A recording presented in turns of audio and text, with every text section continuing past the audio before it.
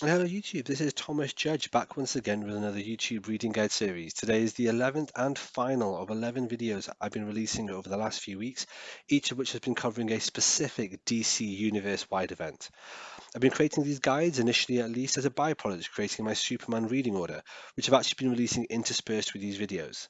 To make that Superman guide, which was all the issues from 1991 all the way up to Flashpoint in 2011, I had to read almost 1,700 comic issues, including spin-offs, tie-ins, miniseries, and as we can see here, event issues. And that's how I came up with these reading maps.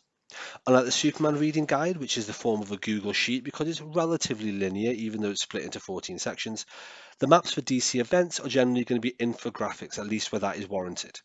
Each event gets its own infographic map, and these can be viewed for free on my website. They're high resolution and infinitely scalable, so you can zoom in and zoom around as much as you want.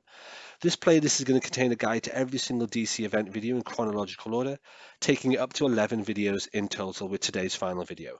If you're interested in the Superman guide as well, but you're not watching that Superman playlist, don't worry, that YouTube playlist contains these videos as well. Quick bit of housekeeping and scene setting. This is the legend for my infographic maps. As a rule, I tend to split all issues and events into three types. You have green, which means it's an essential issue you have to read for the event. It includes key points and otherwise you're going to get lost. Amber, which basically means it's related to the event, so it's impacted by the event, but it's a non-essential issue that you can skip if you hate that particular character or series. And red is token. In other words, these are tokenistic events that only have the faintest link to the event, if at all. Often these are issues of a series that have nothing in common with an event other than the branding on the cover. Speaking of which, solid lines means that we have branded issues. Dotted lines means an issue isn't branded but I've still included it for some reason. Blackest Night is slightly unusual in that it hasn't got any issues in this event whatsoever that are token issues. There's an exception, but we'll talk about that very early on. But otherwise, it's all just related and essential issues. In addition, there's no tie-ins or no issues that I'm covering here that aren't branded. So everything is a branded, essential, or related issue. So no further ado, let's have a look at this here. This is the map. I know it's small, it's all zoomed out. We're going to zoom in a second, but this covers all 87 issues which comprise the Blackest Night event. So what is Blackest Night? Well, let's have a quick think about it for a second. Blackest Night is a 2009 to 2010 universe-wide comic event by DC Comics. It consists of an eponymous and titular central miniseries written by Jeff Johns and a number of tie-in issues across a whole load of different series. The story centers around Necron, who's a personified force of death who reanimates deceased superheroes and seeks to eliminate all life and emotion from the universe. In many ways, this serves as a major climax within Jeff Johns' lengthy Green Lantern run, which began years earlier with the return of Hal Jordan. That said, I strongly believe it can be read in isolation and still make sense. That's what I did after all.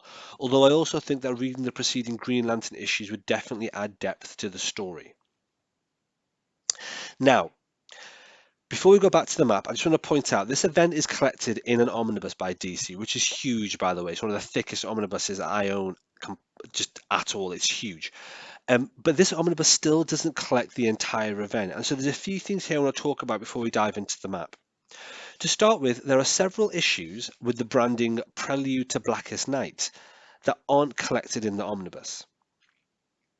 Here's a list of the issues here. Is Green Lantern 39 to 42 and Green Lantern Corps 33 to 38. As I said, Blackest Night is kind of a climax of the Green Lantern story, so that's to be expected. But randomly, it's also an issue of Solomon Grundy issue 7.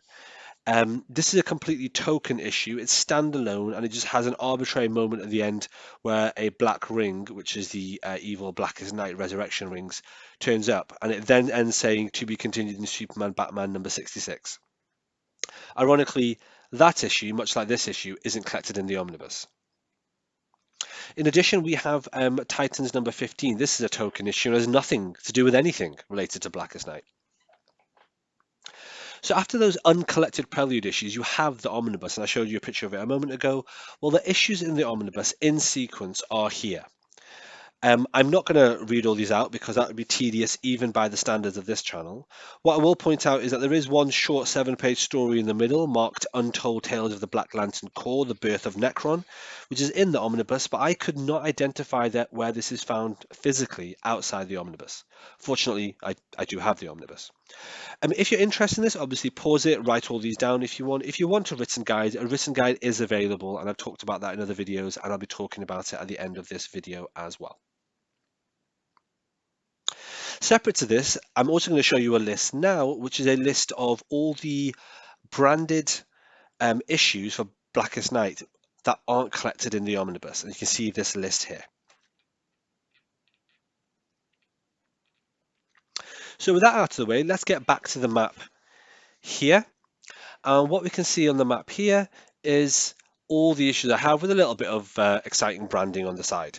Now, what I've done, if we zoom into the top here, you can see some Blackest Night branding, and I've actually got that Titans and Solomon Grundy issue that we just talked about a moment ago. I've got them here because they have that prelude to Blackest Night branding. In fact, if I zoom in, yeah, you can see it there, right at the top, prelude to Blackest Night. That's as far as it zooms in. But there we are, prelude to Blackest Night there.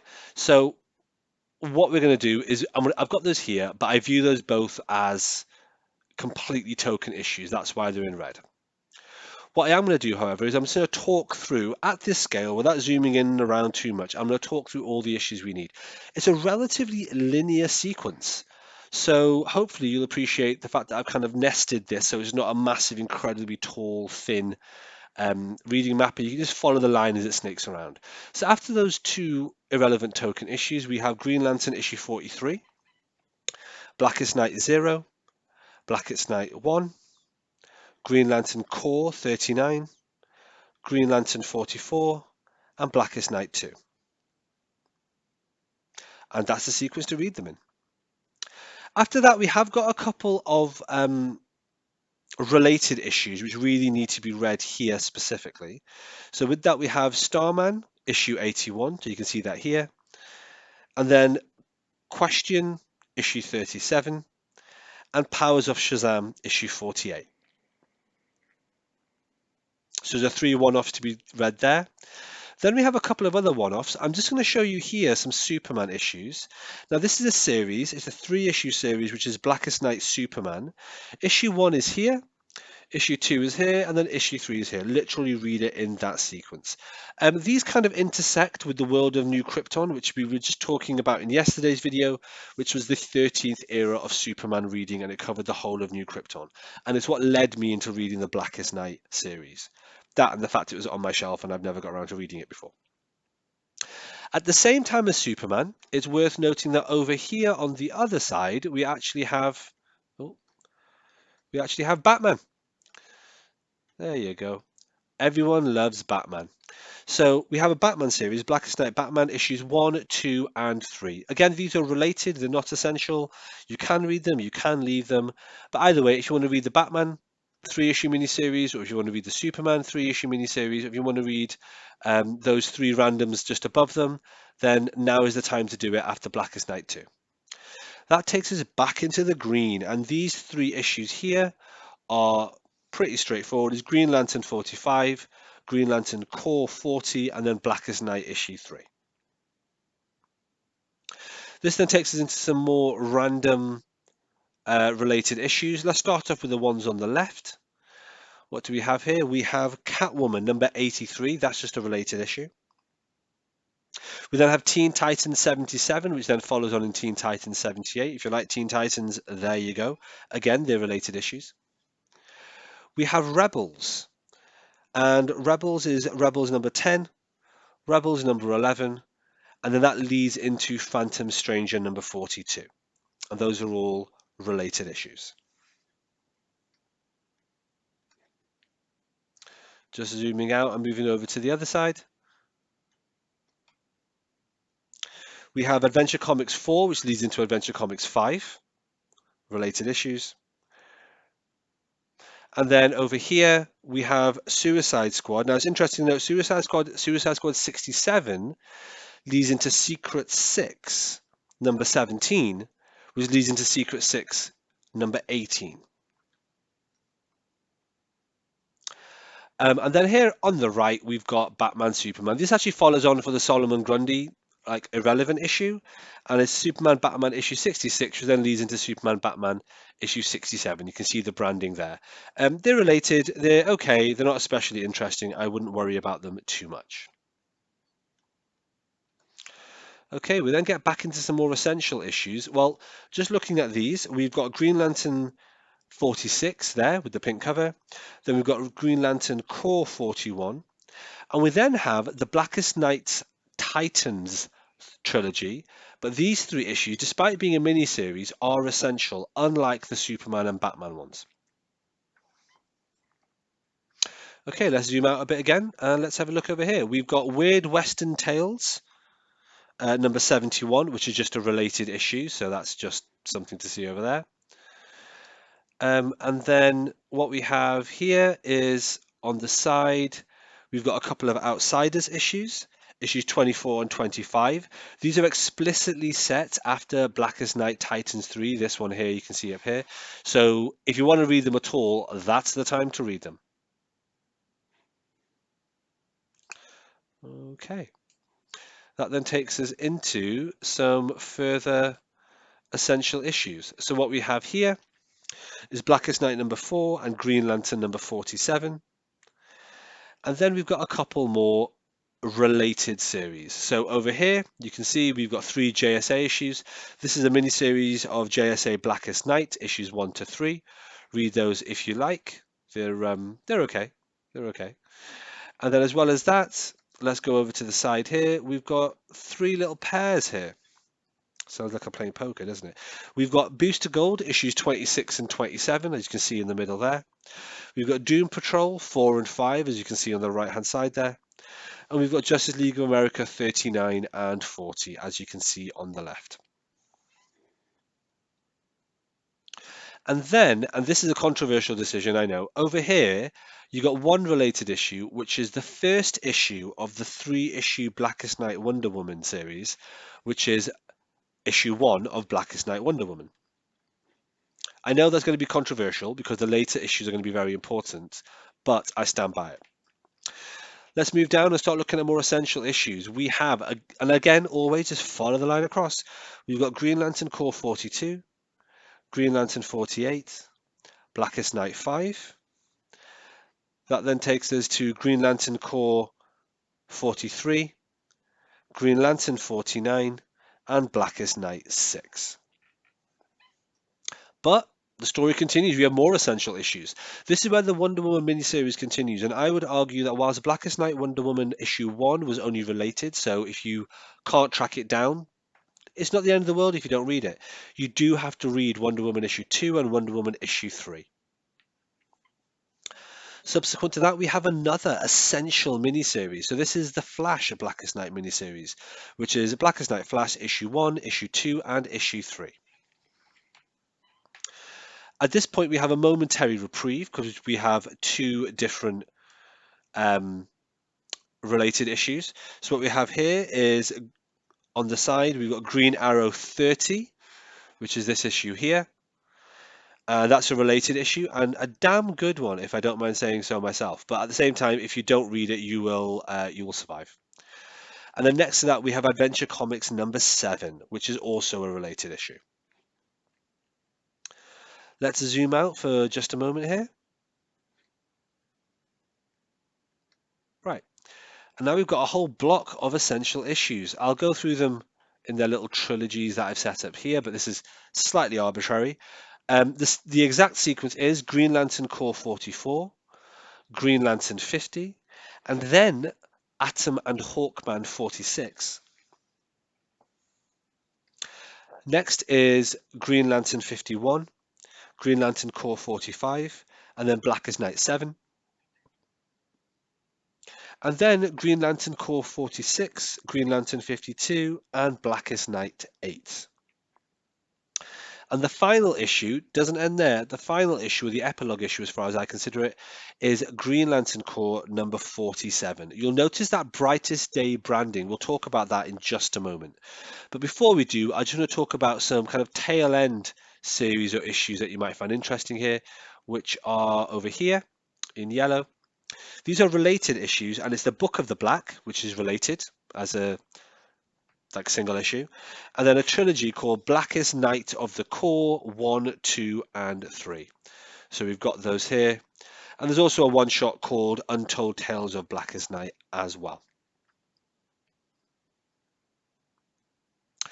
Okay, so just a couple of points just to bring up here as a whole. We've covered the top part of the map, but I'm conscious there is this bottom bit here we need to talk about. Just a couple of things I want to point out. There were a few random issues here. For example, there was, oh, pardon me, over here we've got Catwoman 83. Higher up here, we've also had a few other random issues like Phantom Stranger 42. We had that Atom and Hawkman. Oh, here we have Weird Western Tales 71. We had Atom and Hawkman over here, for example. You might find it quite odd to track these down, and the reason for that is these are series that had completely ended. They'd completely ended, and if you get the pun, they died. And so Atom and Hawkman 45 stopped being printed years ago, decades ago. And then what they did for the Blackest Night event is the idea is the series is resurrected for one issue. That's what they did for Atom and Hawkman. That's what they did for Catwoman, Weird Western Tales, Phantom Stranger, and so on. The Question 37, Starman 81, and so on. I think I talked about those right at the top. He says. Yeah, up here.